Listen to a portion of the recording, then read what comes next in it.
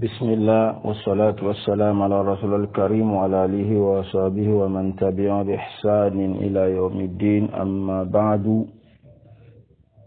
Après ces quelques mots d'usage, par la permission d'Allah subhanahu wa ta'ala, nous poursuivons notre rubrique concernant la dissipation des ambiguïtés et répliques au pasteur Ménard et sa suite sur la prétendue falsification de l'actuel Coran. Et nous sommes en train de voir les différentes sortes d'abrogations dans le Coran, puisque tout ce que le pasteur Ménard et sa suite avaient donc cité comme argument démontrant la falsification du Coran, nous avons dit que tout cela concernait seulement l'abrogation.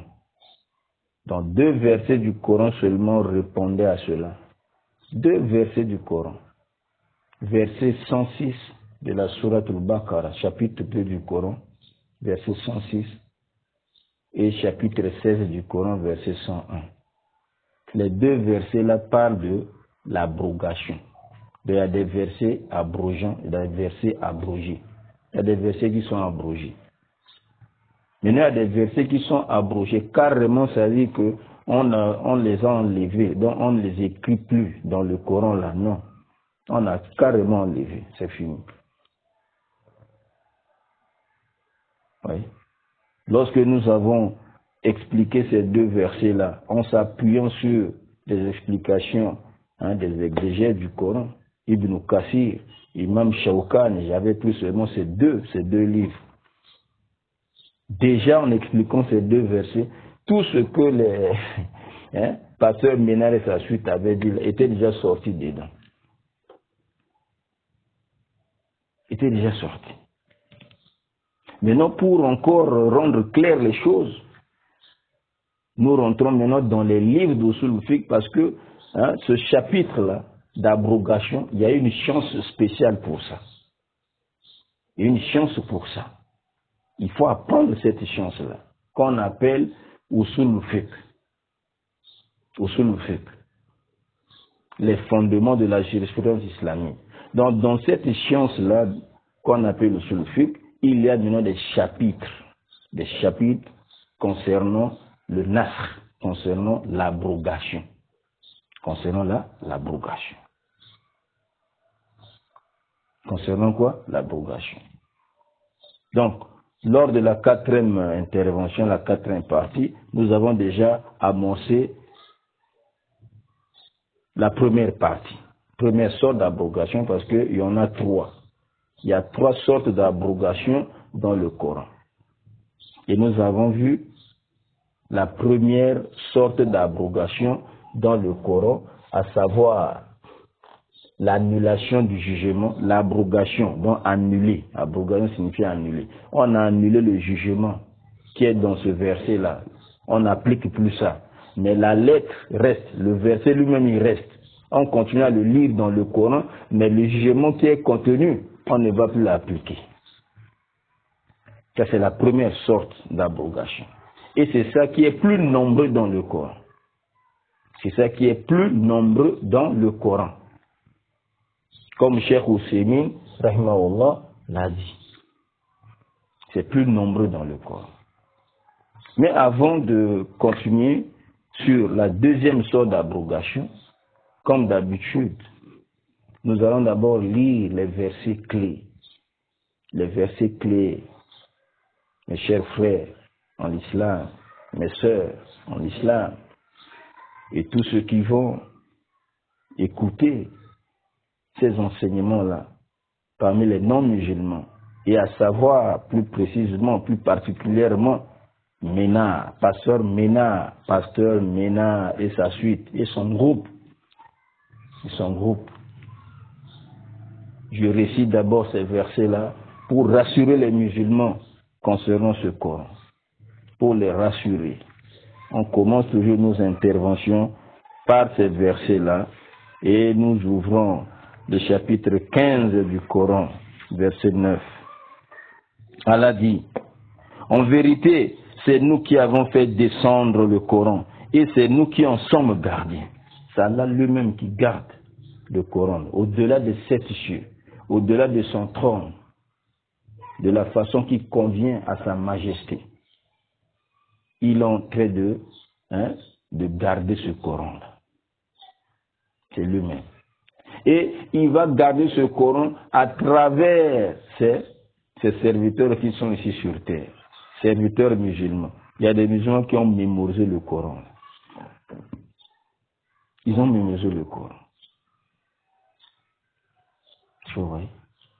Parce que n'oubliez pas, le Coran là a été transmis de génération en génération. Depuis les compagnies, ils ont transmis. On récite ça. Dans les prières et tout. On récite.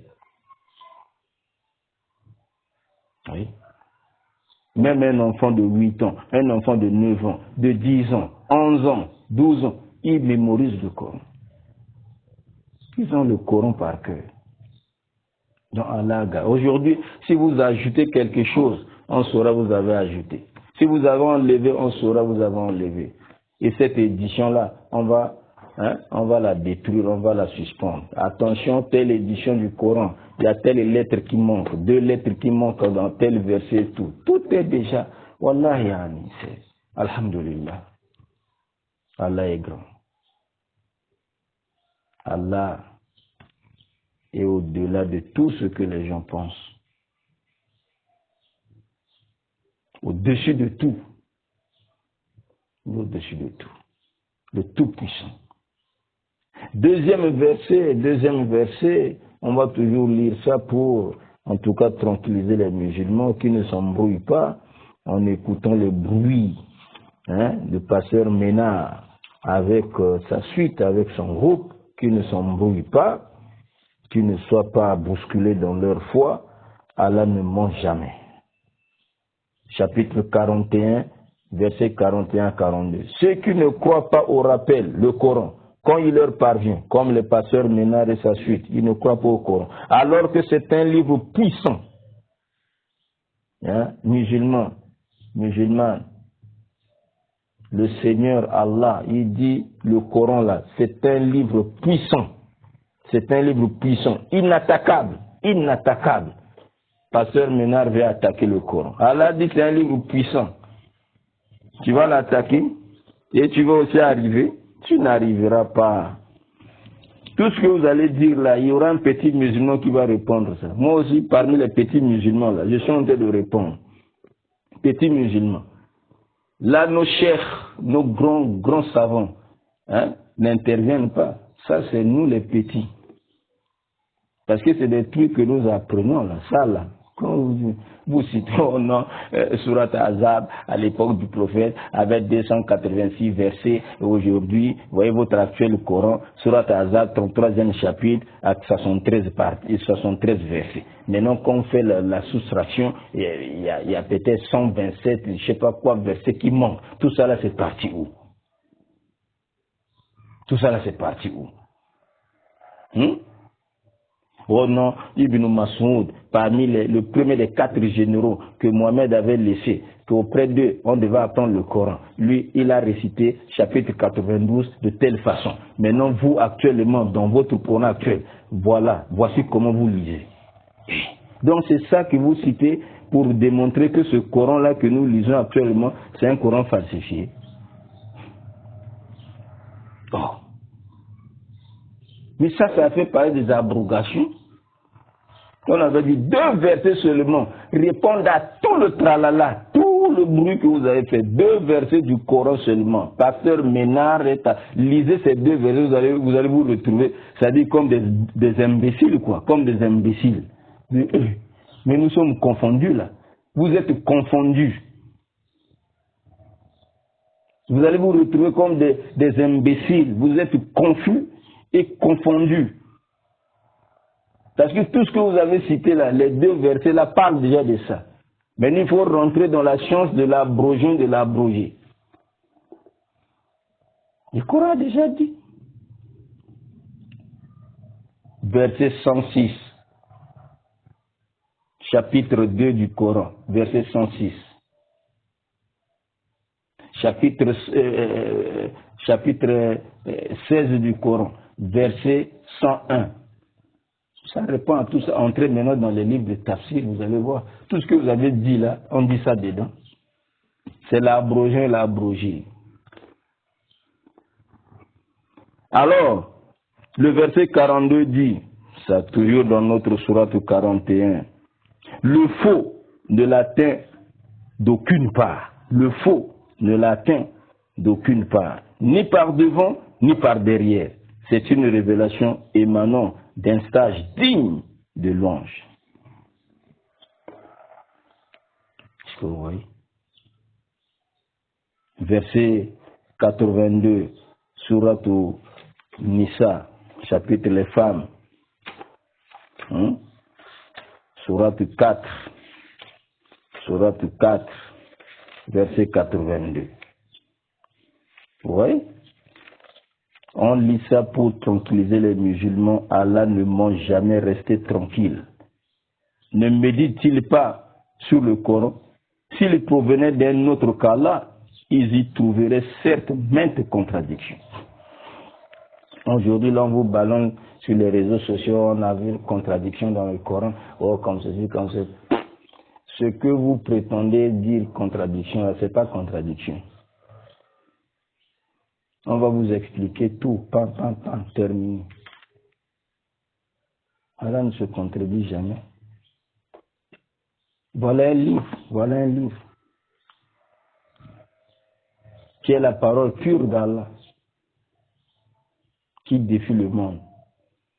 Le monde est agité aujourd'hui. Ils vont chercher les poux dedans, dans le Coran, là, on cherche les poux, on cherche ici, là. Il y avait même un là, ça m'a fait beau. Vraiment, ouais. Il est allé dans le partage de l'héritage et tout. Il fait là, papa les calculs, là, papa, regardez le Coran. Le Coran s'est trompé à partage de l'héritage et il fait les calculs. Un petit seulement, un jeune, je l'ai vu là sur la vidéo. Un jeune, il vient, il corrige. Et puis le CAF en question, il dit qu'il est professeur de mathématiques. Professeur de mathématiques au lycée, machin. Il vient là pour défier le Coran.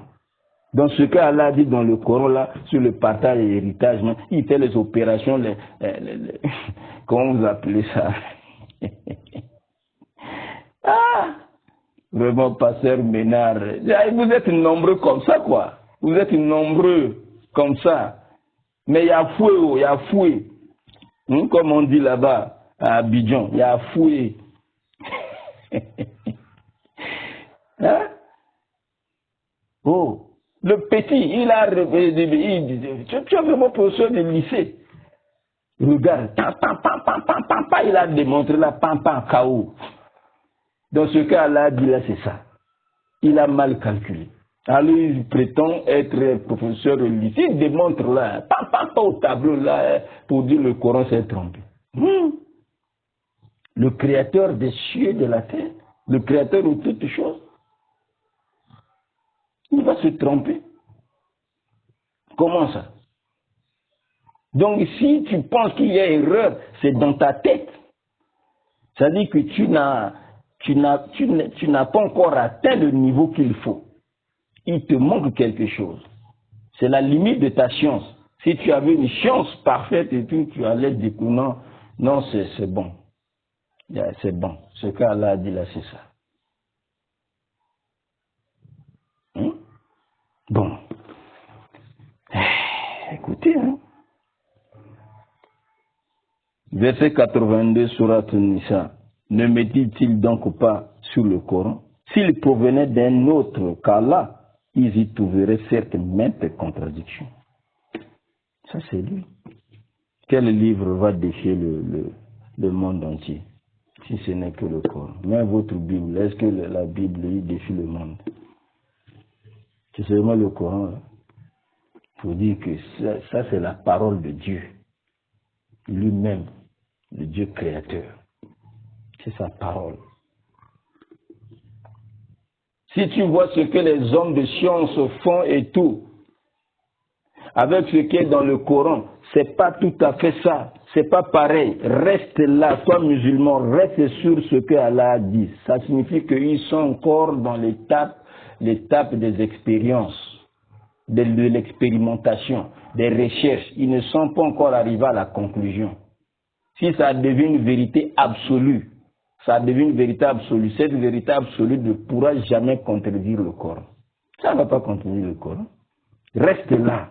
Ne change pas l'explication du Coran par rapport à l'évolution, je ne sais pas, des sciences ou quoi, les recherches. Reste là. Celui qui a parlé dedans là, c'est celui qui a créé le monde. Il connaît ce qu'il a créé plus que quiconque. C'est lui, Allah.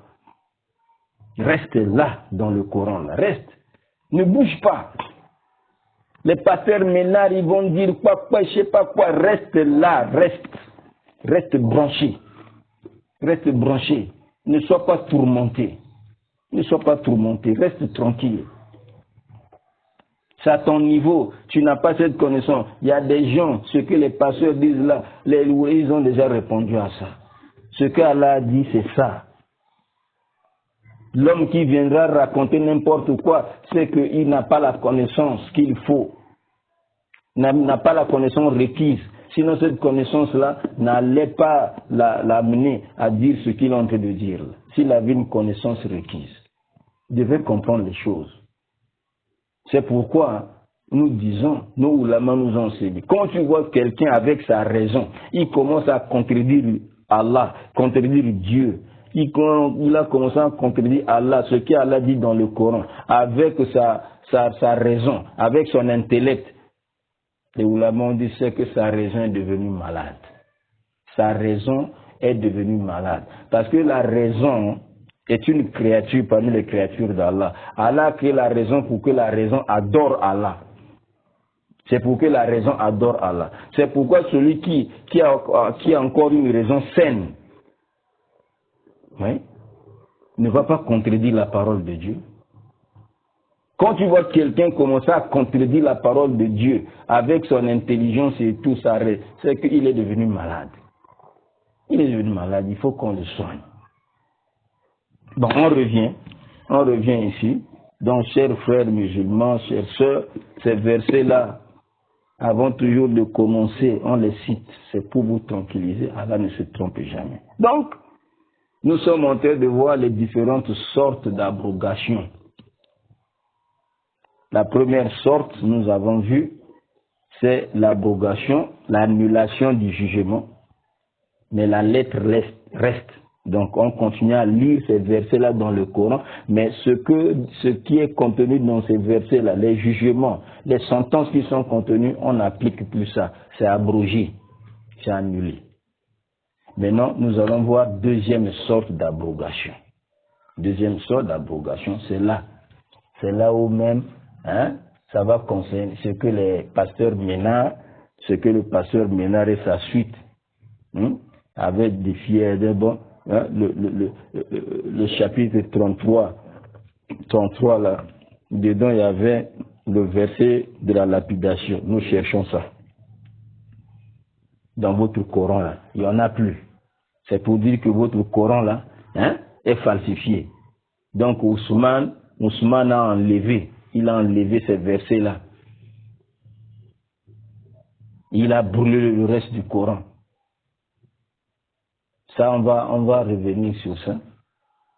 C'est que vous-même, quand vous lisez les hadiths là, c'est-à-dire vous ne comprenez pas. Vous lisez au Bukhari,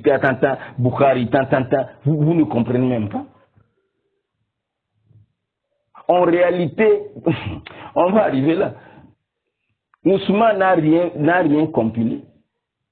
Le rassembleur du livre, celui qui a compilé le Coran, c'est Aboubacar Sudi. Il faut maintenant savoir faire la différence entre ce qu'Aboubacar Sudi a fait et Ousmane a fait. Vous lisez les hadiths, là vous ne comprenez pas. Oh, Ousmane a brûlé le Coran, le reste du Coran. Donc quand vous l'avez lu, il a brûlé le reste du Coran là. Donc le Coran là, il est incomplet. Donc il est incomplet. Il y a des versets qui manquent. Ça fait rire. Ménard, des pasteurs Ménard. Ça, c'est pas votre nourriture. Ça, c'est pas votre nourriture. C'est pas à votre niveau. Hein. Ça, c'est pas votre niveau. Ça dépasse. Vous n'arrivez pas à distinguer. Et beaucoup de gens, même certains musulmans, même, tombent même dans cette erreur. Celui qui a rassemblé le Coran, qui a compilé le Coran, c'est Abou Bakr Siddiq. Oui, non? Qui était écrit sur les morceaux de machin, sur les tablettes, les peaux d'animaux, casa, ce qui était éparpillé là, c'est lui qui a rassemblé maintenant. On a un seul livre maintenant. Bon. Il avait chargé Zayd ibn Abi Talib, et pardon, comment on appelle, Ibn Sabit, excusez-moi. C'est qu'on appelle l'apsis lingue, hein? L'apsis lingue. Zayd ibn Sabit, là. On va voir. Donc c'est lui, Abou Bakr, il l'avait chargé. Il a chargé de rassembler. Il lui-même, Sabit, Zayd ibn Sabit, qui a mémorisé le Coran. Il a tout le Coran par cœur. En même temps, il était scribe du prophète. Mais non, il faisait quoi? Quand il va, mais les hadiths vont arriver. Les pauvres types, vous êtes des naufs. Hein? Maintenant, quand il a mis ça pas dans un seul livre, ok? Le livre est resté maintenant auprès d'Abou Bakr Siddiq. Quand il est décédé, c'est Omar ibn Khattab, hein, qui a pris ça. C'est resté avec lui. Est-ce que vous voyez? Quand Omar décède, c'est sa fille Hafsa qui a gardé ça. Après, le pasteur, oh non, comment on va prendre les copies de Hafsa? Est-ce que, alors que Aïcha avait aussi ses copies, vous ne comprenez rien? On a déjà rassemblé, Abou Bakr a déjà rassemblé, tout ce qui avait Aïcha, les tout ça là, il a mis ça dans un seul livre. Un seul livre. C'est ça maintenant. L'original là, c'est ça. Donc, il a tenu compte de ce que nous sommes en train de dire là. L'abrogeant, abrogeant. C'est ça là. Abrogeant. C'est Abou Bakr depuis là-bas. Pan. Il a déjà finalisé. Oui. Mais non. Quand Ousmane arrive. Qu'est-ce qu'Ousmane va faire? Ousmane ne va pas encore rassembler, il ne rassemble pas, c'est seulement ce qu'Abou Bakr avait rassemblé. Voilà pourquoi il a demandé, vous dites là, il a dépêché quelqu'un vers Hafsa de lui donner le livre. Donc le livre, c'est ce qui était avec Abou Bakr. Abou Bakr a déjà laissé ça à Omar. Omar décède, c'est sa fille Hafsa. Hafsa a gardé ça. Donc Ousmane va demander, hein, va envoyer des gens vers Hafsa. Hein? On va arriver. Qu'est-ce que Ousmane a fait en gros? Qu'est-ce qu'il a fait? Il n'a pas rassemblé. C'est-à-dire le livre qu'Abou Bakr avait compilé là, c'est écrit en arabe, hein, c'est l'arabe là, ok? Il n'y avait pas ce que nous appelons la vocalisation. Hein, en langue arabe, hein, il y a ces symboles là, ces trucs, on dit Fatah, Kasara, Doma, hein, pour donner le son là. Fa, fi, fou, hein, voyez, non? On n'avait pas mis ça.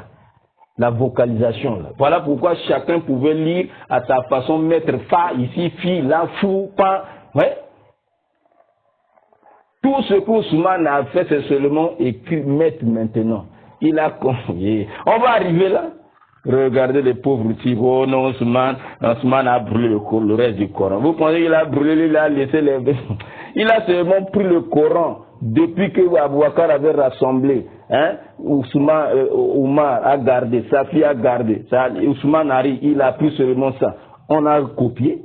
Voilà pourquoi on vous dit. Après, il a restitué. Il a restitué l'original. Oh, vous êtes des cons. Hein? Il a restitué ça à Hafsa.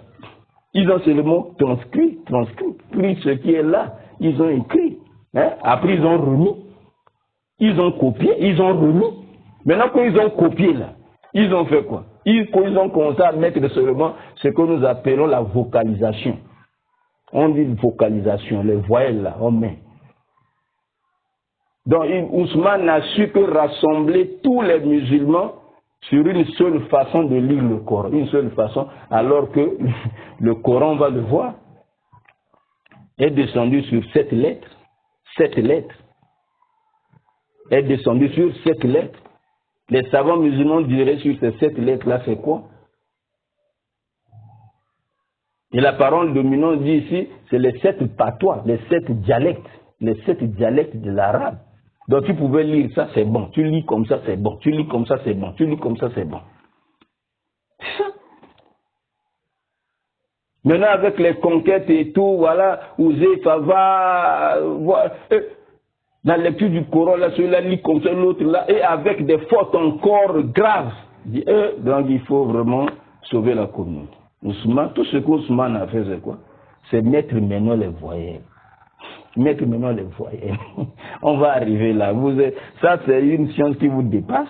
Vous pensez que, oh non, c'est le Coran, vous avez là, c'est le Coran falsifié. Quel falsifié? Oh, parce que Ousmane a brûlé. On va arriver là. Qu'est-ce qu'il a brûlé? On va arriver là. N'importe quoi. Il faut savoir faire la différence entre c'est-à-dire le vrai compilateur, là, celui qui a rassemblé, c'est Abou Bakar. Ousmane n'a su que mettre les voyelles. C'est tout ce qu'il a fait. Maintenant, les restes livres là qu'il a dit, il faut brûler là. C'est-à-dire les livres qui n'ont pas de voyelles. Parce que si on les laisse, la même chose là va continuer à se répéter. Maintenant là, on lit une seule façon. Et on a mis les voyelles. Ceux qui n'avaient pas les voyelles, on brûle. C'est pas qu'il a brûlé, il a enlevé, il a je sais pas quoi, après encore. Non. On vous dit qu'ils ont copié, après ils ont remis. Ils ont copié, ils ont remis. Ils ont copié, ils ont remis. Oh, on va arriver là, les 2 à 10 là, on va arriver. C'est très minable. Bon, parmi les différentes sortes justement d'abrogation, nous avons, voilà, j'ouvre le livre de Cheikh Al-Ousseimi. Ça, c'est le livre de Usul al-Fiqh, parce que c'est un sujet qu'on développe dans cette science-là qu'on appelle Usul al-Fiqh, les fondements de la jurisprudence islamique. Il y a plusieurs livres sur ça. On a pris juste celui-ci. C'est un petit livre, c'est un livret, mais l'auteur lui-même, il a expliqué. Il a fait ça là, un gros tome seulement là, pas. C'est bon, c'est simple. Votre oustaz apostat va vous aider, hein, pasteur Ménard, oustaz apostat là, qui est avec vous là, et vous allez taper là dans Google ou quoi là, vous allez trouver ça, le livre là, vous allez trouver, vous allez lire. Nous sommes à la page 430, différentes sortes d'abrogation. Deuxième sorte d'abrogation.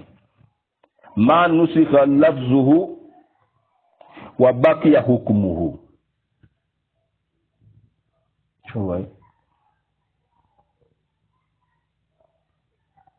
Ce qu'on a abrogé, ce dont on a abrogé la lettre. On a abrogé la lettre. C'est-à-dire qu'on a annulé ça. Vous n'allez plus lire ça dans le Coran. Le Coran, vous n'allez plus lire ça. Ça n'existe pas dans ce Coran. Parce que ce verset était abrogé. On a abrogé la lettre. La lettre est abrogée. Vous voyez maintenant? La lettre a abrogé, mais sa sentence est restée. Ça vous dépasse là, pasteur Ménard. Hein?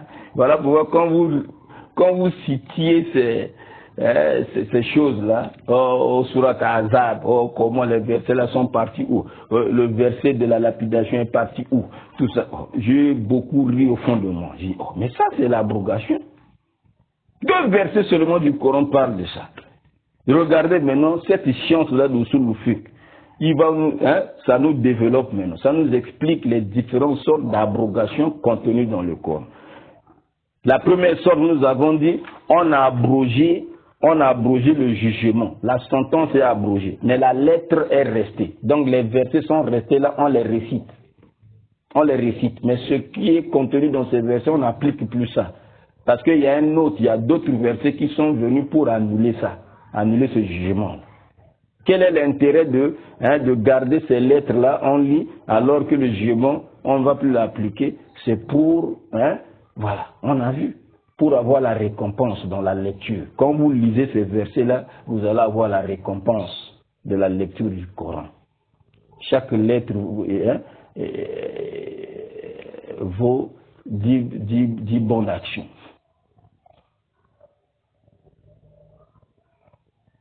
Est-ce que vous comprenez? Voilà. Et c'est pour se souvenir de la sagesse d'Allah. Comment il a marché avec les hommes de façon progressive. De façon progressive. Mais notre deuxième sorte ici, vous voyez, on abroge. Nous sommes à la page 430 de notre livre, Sharh al-Usul min ilm al-Usul de Cheikh Al-Husaymin. On abroge la lettre. Donc la lettre, là, dans le Coran, là, on ne voit pas ça. On ne voit pas ça. Mais le jugement reste. Et regardez, vous dites qu'ayatul rajim. Exemple de cela, le verset de la lapidation. Pasteur Ménard est à suite. Vous écoutez maintenant? Ton acolyte disait là, voilà, le verset là, de la lapidation. Nous cherchons ça dans le Coran. Où tu vas chercher tu vas pas trouver, puisque il était abrogé. Abrogé, là, carrément enlevé. On a enlevé, c'est fini. Donc on a enlevé la lettre est abrogée, annulée, on ne lit pas ça. Mais son jugement est resté. L'exemple c'est Ayatul Rajm, dans l'exemple d'Ayatul Rajm. Et ce verset-là, on l'avait déjà lu quand on expliquait les versets 106 de Surat al-Baqarah et le verset 101 de la 16e sourate du Coran. On vous a cité ça. Le verset là dit quoi? Asheikhu wa sheikha, dans le vieillard et la vieille. Les hommes âgés, quoi. Hommes âgés, femmes âgées, vieux, vieilles. Le vieux et la vieille. Izazanaya. S'ils commettent la fornication. Farjumuhu malbata. Lapidez-les. On lisait ça. Voilà le verset en question. Ashir wa shira. Izazanaya. Ouais. Même le pasteur a même lu ça. Ouais, regardez, le verset est là. Et je lis là. Où est ça? Où est ça aujourd'hui là? Dans votre Coran actuel là. Il est où? Miskin. Toi tu es miskin. Tu ne maîtrises rien de ce que tu lis là. Oui? Ashekh ou ashekha, izazanaya. Donc le vieux, la vieille, le vieillard, s'ils ont commis l'adultère, lapidez-les al-bata. Nakala min Allah. C'est le châtiment venant de la part d'Allah. Wallahu azizun hakim. Allah est tout puissant, il est sage. Donc, on vous cite ce verset-là. Donc c'est un verset qui est abrogé. C'est-à-dire, quand tu te demandes, montrez-nous ça dans votre Coran, là, moi, tu ne vas pas voir ça parce qu'il est abrogé. Ça, c'est la deuxième sorte d'abrogation, c'est-à-dire la lettre est abrogée. La lettre est abrogée, annulée. On ne voit pas ça. Donc les autres versets que vous dites là, 127 ou quoi, c'est abrogé, abrogé. Vous n'allez plus voir ça, c'est abrogé depuis l'époque du prophète. C'est abrogé. C'est abrogé. Ouais.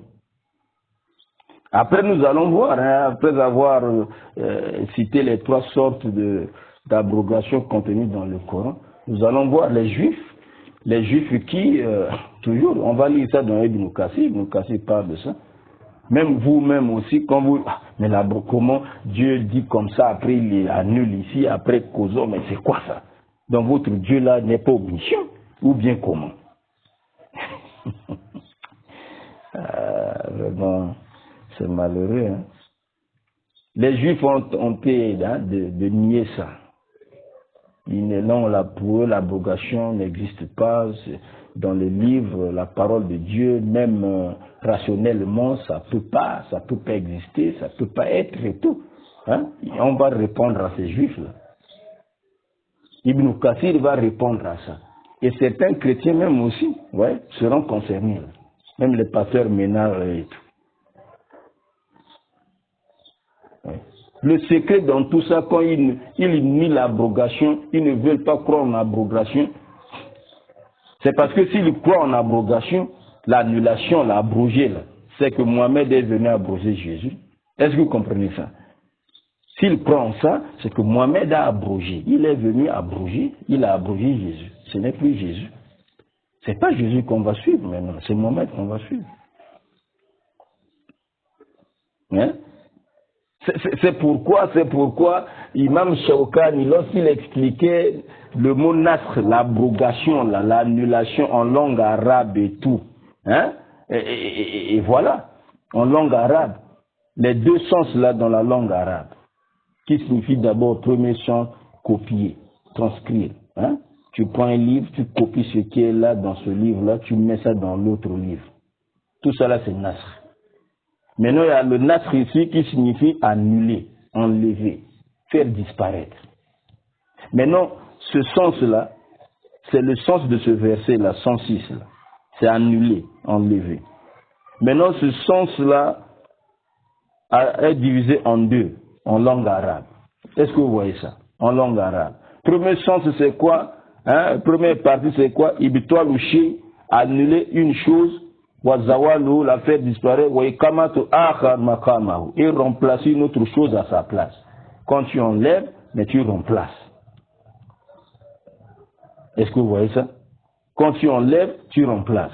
Et dedans, il a donné parmi les exemples de cette partie-là. Hein? Enlever, tu enlèves une chose. Ok? Tu remplaces par une autre chose. Tu enlèves, tu remplaces par une autre chose. Il a cité l'hadith de l'imam Muslim. Et Rasul Salam a dit Lam takun nubuwa qat ila tanasakhat. Rasul Salam a parlé de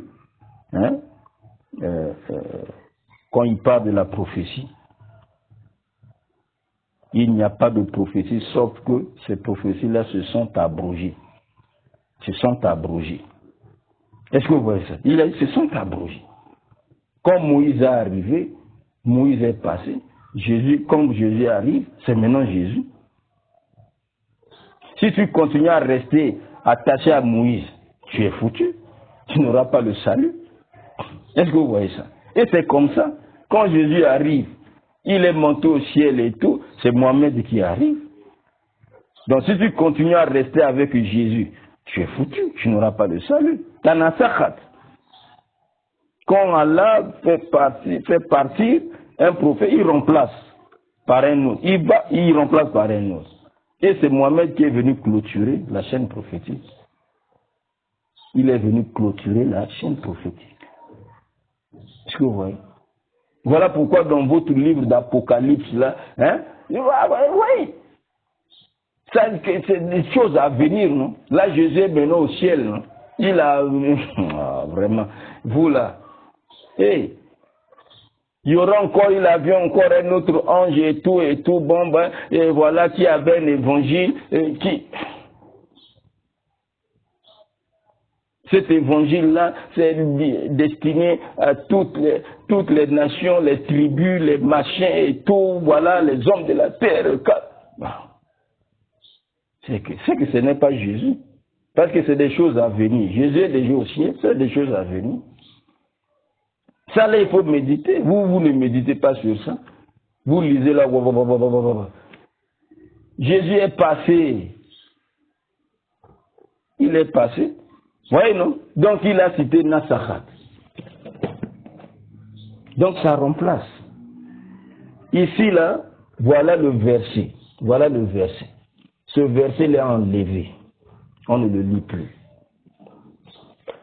Mais son jugement est resté. C'est pourquoi le chef dit ici, là, Adil Aya, ce verset, Nusikha Labzuha, ce verset-là, sa lettre est abrogée. Sa lettre est annulée. On ne va pas lire ça dans ce Coran-là. Wa baqiya hukmuha, mais son jugement est resté. Farajama Nabi sallallahu, le prophète a lapidé. Wa rajama al-khulafa, les 4 califes après lui ont lapidé. Ba'dahu. Wa ma zala hukmu rajmu baqiya, le jugement de la lapidation reste, est toujours là. Ila yawmina hadha, jusqu'à nos jours-ci, la lapidation existe, est là. Wasayabuka, et cette lapidation restera ila yawm al-qiyamah, jusqu'au jour là de la résurrection. Jusqu'au jour là de la résurrection. Et il nous cite maintenant, à la page 431, l'hadith qui est dans Sahih Bukhari et Muslim. L'hadith qui est dans Sahih Muslim et Sahih Bukhari et Muslim. Hein, au numéro, je donne déjà le numéro, vous pouvez voir dans Bukhari, au numéro 6442, Bukhari, numéro 6442, hein, Imam Muslim, chez Muslim, au numéro 1691, l'hadith de Omar ibn Khattab. Ibn Abbas nous rapporte Anna Omar ibn Khattab, que Omar ibn Khattab, le deuxième calife orthodoxe de l'islam, a dit Kana fima anzalallah aya rajm. Parmi les versets qu'Allah avait fait descendre, il y avait le verset de la lapidation. Écoutez, le verset de quoi? De la lapidation. Faqara'naha, nous l'avons lu. Wanqalnaha, nous l'avons compris. Wa wa'inaha, nous l'avons mémorisé. Wa rajama Rasulullah sallallahu alayhi wa sallam, le messager d'Allah a lapidé. Wa rajamna ba'dahu, et nous avons lapidé après lui. Donc ça signifie que hein, le verset là lui-même, hein, la lettre est abrogée, mais le jugement est resté parce que les compagnons, les 4 califes et autres ont continué à lapider après le prophète. Fa'akhsha in tala bin nas zaman, j'ai peur, je crains que si le temps, hein, yani in tala bin nas zaman, oui, avec le temps, an yakula qail, que quelqu'un vienne pour dire Wallah, je jure par Allah, ma najidu rajma fi kitabillah, nous ne trouvons pas la lapidation de le livre d'Allah. Ce qu'il a craint là, c'est déjà arrivé. Il y a des gens, des musulmans aujourd'hui, il n'y a pas la lapidation dans le Coran ici là. Fayadullu bitarki faridatan anzala Allah, et ils vont s'égarer en délaissant une obligation qu'Allah fait descendre, hein, dans son livre. Wa inna rajma fi kitabillah, il dit la lapidation est dans le livre d'Allah, haq est une vérité. On la manzana, ainsi de suite. Donc ça, il continue en cas. Donc l'exemple qu'on donne dans cette deuxième sorte d'abrogation, c'est la lapidation. Dans le verset là, voyez, hein, à sheikh ou à sheikh, le vieil homme et la vieille, ils azanaya, s'ils ont commis l'adultère ou bien la fornication, farjumuhuma, lapidez-les. Ce verset là a été abrogé. Donc la lettre a été abrogée, mais le jugement est resté. Le jugement est resté. Donc, pasteur Mena, avec ta suite, quand vous dites, allez, votre Coran actuel là, hein, où est le verset de la lapidation? Le verset de la lapidation ne peut pas se retrouver dans ce Coran là parce qu'il était abrogé. La lettre abrogée. Il y a différentes sortes d'abrogation. Non? Il y a l'abrogation où on laisse la lettre on va lire. Mais le jugement qui est contenu, c'est annulé. Deuxième sorte d'abrogation, on annule. On enlève, c'est-à-dire que le verset qui était descendu là, on l'a abrogé carrément, on l'enlève carrément. C'est Allah lui-même qui dit. On l'enlève, il n'y a plus rien. Oui. Mais non, le jugement reste en vigueur, L'exemple de cela, c'est la lapidation. La lettre là, vous ne trouvez pas ça dans le Coran, mais le jugement reste applicable. Applicable. C'est pourquoi le cheikh, il va nous dire, mais quel est l'intérêt de tout ça? Hein? On a abrogé la lettre, mais le jugement reste. Le cheikh va répondre ça à la page 438. Page 438, Cheikh Ousseini, Il va répondre. Page 438 de notre livre, hein, Sharhu al-Usul min ilm al-Usul. Hein? L'explication des fondements. Hein? L'explication des fondements. Ilm al-Usul. Sharhu al-Usul min ilm al-Usul. De la science, hein, des fondements de la jurisprudence. Il dit wa hikmatu nasr lafz, la sagesse dans l'annulation, l'abrogation de la lettre. On annule la lettre, on ne voit plus. Dun al-hukum, en dehors du jugement, le jugement reste, mais la lettre est abrogée, est annulée, on ne voit plus ça, mais son jugement est resté. La sagesse dans ça, c'est irtibar al-umma, c'est l'examen. C'est l'examen de la communauté. Allah examine, mais en examen la communauté. Fil amal, hein, pour pratiquer bimala yajiduna labzaw fil Coran. Pour pratiquer, hein, ce dont ils ne trouvent pas la lettre dans le Coran. Ils ne trouvent pas la lettre dans le Coran, mais non pratiquer. Allahu Akbar. C'est une épreuve. C'est une épreuve pour la communauté musulmane. Allah a annulé la lettre, mais le jugement est resté. C'est pour éprouver, pour voir si vous allez pratiquer ou pas. Wa tahqiq imanihim, pour réaliser leur foi, bimanzal Allah, concrétiser, réaliser leur foi en ce que Allah a fait descendre. On la anx hal al-yahoud, contrairement à la situation des Juifs, alezina hawalu katma nasurajim, qui avaient essayé, hein, de cacher le verset de la lapidation fi Torah dans la Torah. À l'époque de Rasoul, quand Rasoul salam, hein, a tranché, quand devait, hein, ils sont venus juger auprès de Rasoul. Rasoul lui dit, ben, vous avez le livre là. Il y a la lapidation là-bas. Maintenant, celui-là qui avait amené la Torah, hein, il va mettre les doigts, les mains là, pour cacher ce verset-là. Or, parmi les compagnons du prophète Mohammed sallam, il y a ceux qui étaient là-bas, de l'autre côté, avant de devenir musulmans. Ils ont la connaissance de la Torah. Celui-là avait déjà remarqué le prophète, il a mis la main sur le verset qui parle de la lapidation. Il a caché ça. Ouais. Donc, c'est l'épreuve. Allah éprouve. Il éprouve, hein, justement, hein, ses serviteurs. Tu ne trouves pas l'écrit, mais on te dit d'appliquer. Donc dans la sunna, c'est resté là-bas. Dans le Coran, là, le verset là, a été abrogé. Mais sa sentence est restée dans la sunna, dans la tradition prophétique. Voilà la deuxième sorte d'abrogation. La lettre est enlevée, donc Ménard est à suite. Oh, le verset de la lapidation, non, il était abrogé. Tu ne vas pas le voir ici. Hein? Tu ne vas pas le voir. Ça, c'est la deuxième sorte d'abrogation. Donc, les versets, on enlève carrément. C'est annulé, c'est annulé. C'est annulé. Dans le Coran que tu vois là, Abou Bakr, lorsqu'il a rassemblé, c'est lui le premier. Le vrai rassembleur, c'est lui. Ousmane n'a su que mettre les voyelles, comme nous disons les voyelles ici, hein, par rapport en langue arabe, quoi. Hein.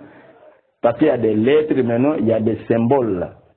Hein, pour donner le son. Fa, fi, fou, a, i, ou. Voyez, non? Lui, il a mis seulement ça. Il n'a pas enlevé, il n'a pas ajouté rien, c'est seulement mettre ça. Donc, on a rassemblé, on a tenu compte de tout ce que nous sommes en train de lire ici, l'abrogation, là, l'abrogation. Les versets qui étaient abrogés, c'est-à-dire la lettre a été abrogée, vous n'allez pas retrouver ça ici, là-dedans. Conformément à ces versets-là, tout qu'on explique, et la Sunna a expliqué. Donc il n'y a rien de falsifié. Rien de falsifié, ce Coran-là que nous lisons, c'est le Coran qu'Allah a fait descendre sur le prophète Mohammed sallallahu alayhi wa sallam. Ce n'est pas le Coran d'Ousmane comme vous le prétendez. Voilà donc pour le jet d'aujourd'hui. On s'arrête ici. Si Allah subhanahu wa ta'ala nous garde en vie, on reviendra toujours pour continuer, pour voir la troisième sorte d'abrogation. Nous sommes en train de voir les différentes sortes d'abrogation. On s'arrête ici pour aujourd'hui. Wa sallallahu ala Muhammadin wa ala alihi wa sahbihi ajma'in.